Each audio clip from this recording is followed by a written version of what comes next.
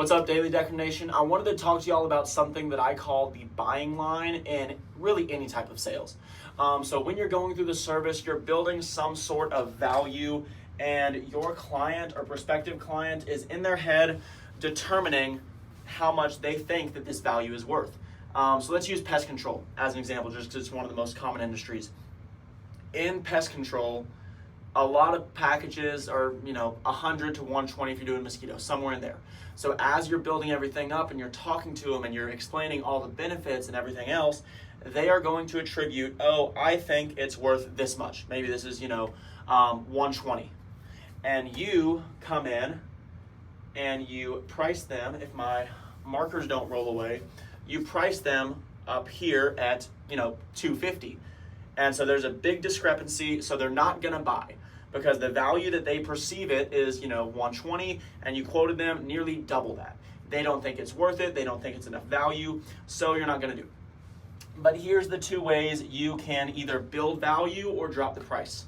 So that I always like to add something for free. In pest control, this could be a shed, pool perimeter, fence line, deck, garage, car detailing. This could be an engine bay, tire shine, something for free to make it a no-brainer and make them see more value. So pest control, I'll add in, 2 sheds for free. Well, now they'd be willing to pay $150 instead of $120. But there's still quite a bit of discrepancy. So then you come in and you can drop the price to $200. There's still discrepancy, they're still not gonna buy, but they're closer to it and they're closer to thinking about it. So this is where a lot of people make a mistake, because this is where I see people drop the package, which brings you all the way back down here. They're willing to pay $150. So in your mind, you need to visualize, how much do I think that this person is willing to pay for the services and benefits and whatever else that I establish. So then I talk more, I show them the reviews, and I build credibility.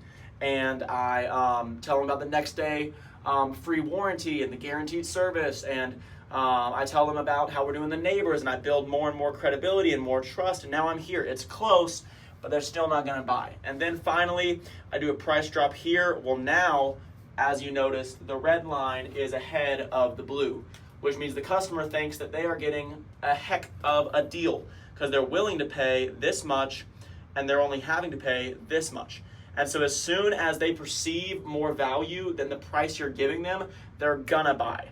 But the problem is what a lot of people do is they build value pretty decently, and the client's willing to pay $120, and then they come in and just shout out the minimum price. And so yeah, they're gonna make a sale, like they're gonna buy, the value's there, but you left all of this on the table. And so just make sure you're not leaving money on the table. Use the buying line the next time you're closing a deal to try to figure out, where my client's at. Does my client want this? What do I need to build more value, more trust on? And use this to go close more deals.